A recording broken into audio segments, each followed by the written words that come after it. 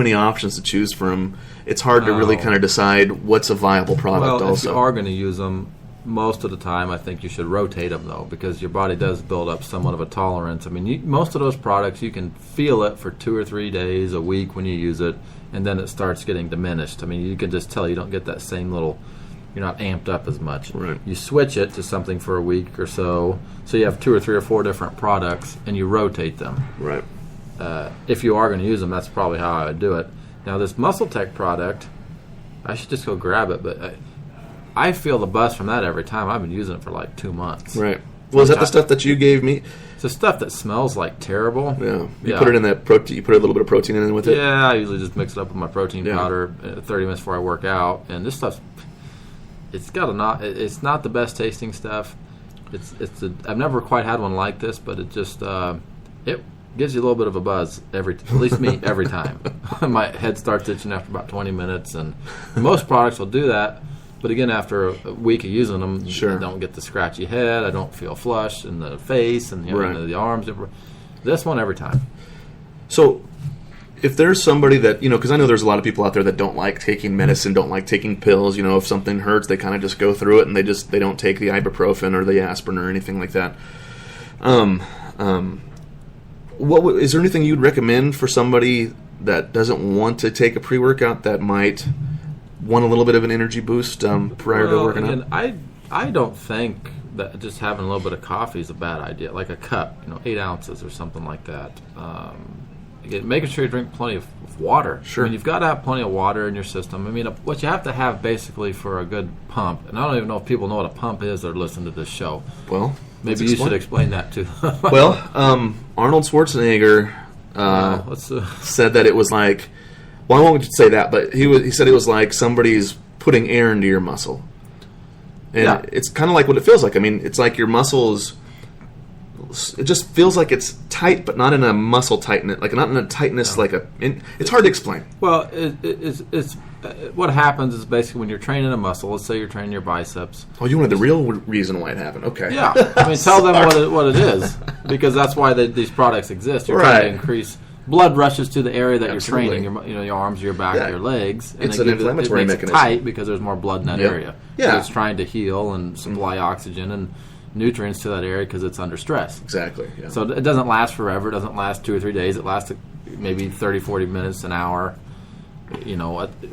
At most, really. It starts to diminish after that. Mm-hmm. And so, where are we going with this?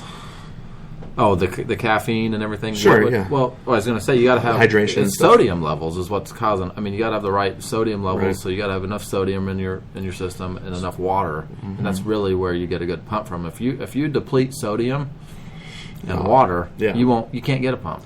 Yeah. You'll feel flat. You'll look flat. You'll just feel like ugh. Yeah. So really, it's make sure. I'm not saying you have to put a bunch of salt on your food and eat just French fries. Electrolyte balance.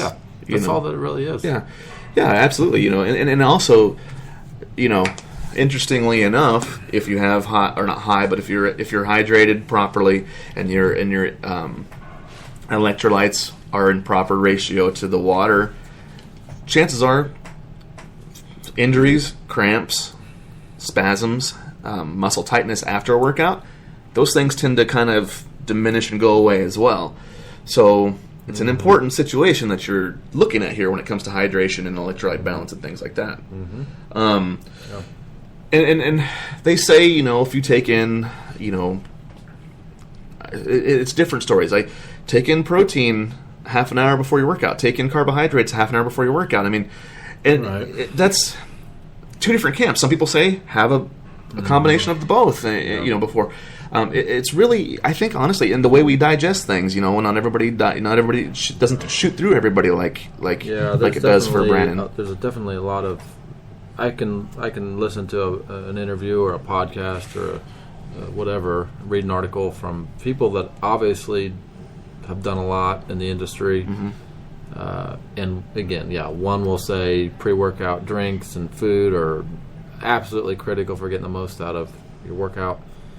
Others will say it's ridiculous because the stuff that you ate yesterday, half of it's still being digested in your bloodstream. I mean, for example, if you're eating a hamburger, that may take 15 or 20 hours for those amino acids to get into your bloodstream versus versus if you have eggs may take 2 or 3 hours, and that whey protein may take 15, 20 minutes. Sure. Just because of how easily or difficult it is for your body to break that food down and get the amino acids out of that food and into. And so if you're talking about a protein powder before you train, well, if you're having different sources of protein throughout the day, if you had a steak last night, those amino acids just may be entering into your bloodstream now. Right. When you're training. Right. So why do you need necessarily more? I don't know. I'd rather be on this, be more safe than sorry. So I say, yeah, I'd like to have a little bit of I have some carbohydrates and protein before I train. I have a really easily digestible carbohydrate. Usually I use cream of wheat, right? Mm-hmm. And whey protein. Mm-hmm. And again, I use a cream of wheat because it's not that hard to digest, so you don't have a lot of blood running to your gut that blood can go to other areas of your body when you're training. Right. But I will say about the best workouts I ever have, and this may not just fly in the face of what people, I'm not saying to do this, but every once in a while we'd run down to this pizza buffet down the street. It used to be a CC's over here, and I'd have 5 or 6 of their pieces of that and some of their cinnamon stick things and all this about 30 minutes before I'd work out. And everybody else would come back and just be like ready to pass out. Right. And I got to go lay down for an hour and a half. I had the best workout of my life when I do that. Sure. Yeah, and that's why I say it's not going to be the same for everybody. That's why I always say when it comes to pre-workout food, you kind of have to just try it, see what happens, because if you walk around with a food brick in your stomach for the next 3 hours, and if you have energy. I mean, I can't tell you, we can't feel what you feel. No, you can't. I mean, people have just different ways of reacting to food. I feel like my wife has all sorts of issues with her kind of digestion. I think she can't eat this, just something's going to set her off anything. Sure. I can't. I could probably eat a 4-day-old steak that's been sitting out in the sun. Yeah. And I would feel fine. Right. It's just nothing bothers my stomach. Yeah, I'm that way too. I guess we would survive longer. Like if we were had to eat roadkill or something, we feel fine after that. Yeah. Well, in the zombie apocalypse, we don't have to cook our food. Yeah, we don't have to cook food. And a good coffee and a stiff smack to the face is going to get us up in the morning. Yeah, get ready to work out. Well, we have about 5-7 minutes left. Is there anything else you want to cover on fat burners? Is there anything else? I said fat burners there. Fat burners. Is another little. This one's pretty easy for me. Yeah. This is a gray area with a pre-workout, kind of. I think we established it. I think they can kind of be lumped together. They can be lumped together, but I mean, as far as beneficial, not beneficial, I kind of leave that up to the individual. Yeah. Fat burners is not so much that way. Fat burners are ridiculous. Sure. There is absolutely. Well, they simulate hard work in a body that's at rest. Yeah. I'm not going to say 100% don't use fat burners, but I'm going to say about 99% of cases when people are using fat burners, they are definitely wasting their money. And the reason I'm going to say this is because there is really no way, not anyway, but with anything at least, I mean, it is diet related. It's a calorie thing. It's the quality and the type of food you're eating. It's the frequency of when you're eating. All these things to do with metabolism that I don't know if we've talked about in the past or not. We probably have to an extent. Sure. You have to eat to lose body fat. You cannot take anything in a pill, in a tube.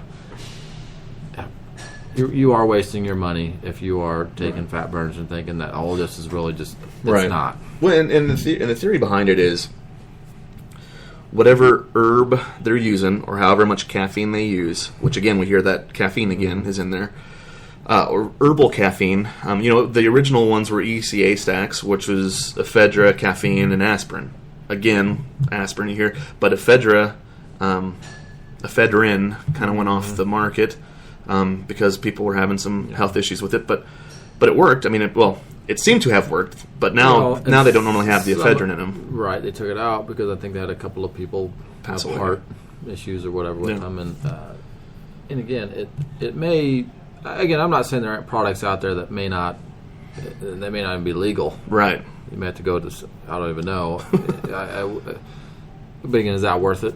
Something's going to damage your heart right. to raise your metabolism up for 2 or 3 hours to right. maybe burn a few more calories right. off when you could just do the same thing on a damn treadmill. Right, and that's the theory behind it. Or don't eat the... Again, it comes down to what you're eating if you're doing those things. It's all a caloric exchange. It really is. I mean, again, there's different ways to... Again, we've talked about that. I can give somebody 3,000 calories coming from this crappy food and 3 from this quality food, and they're going to look different. Yeah. So it's just not 100%. That's an episode we need to have. Macros? Everybody, the whole macro. Yeah, the macro. I need my macros today. As long as I can eat 25 donuts, as long as they're in my macros. You have no idea what you're... Yeah, that's not the case. Most people don't even know what a macro is. They're just... It's the most ridiculous topic ever now. It's just everybody. What are your macros? What are your macros? Who cares? Macaroni and cheese. Yeah, I mean... yeah, okay.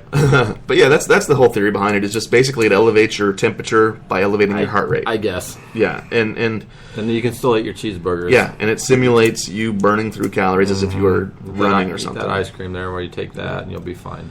The best medicine for me, whenever I was trying to lose body fat, was being 21 years old. Now, if they had a pill to go back and be 21, I would definitely probably take it. But yeah, I think that that they can be kind of lumped together in the same category because they both elevate you. And again, I can't think of any natural way of, they talk about appetite boosters, appetite suppressants. They say lemon is an appetite suppressant, garlic, things like that, onion.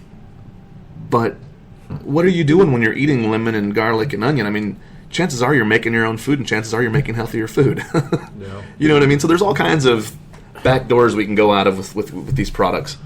Yeah, there's a lot of back doors. Yeah.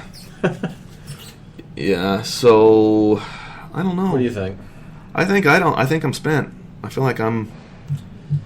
Yeah, I feel like we could do a whole episode on the macronutrient thing. Yeah. Because that kind of gets me fired up. Yeah.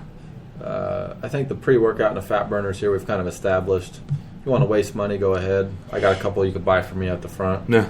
I don't really have anything else. Yeah, that's the moral of the story. I think, to recap, just get plenty of sleep, stay hydrated, make sure that your electrolytes are nice and balanced. Take your vitamins. That's right, brother. All right, we're out here, everybody. We'll see you next time. Talk to you next time, I guess, is more accurate. Later. We might see the live studio audience. One of these days we might have a live audience.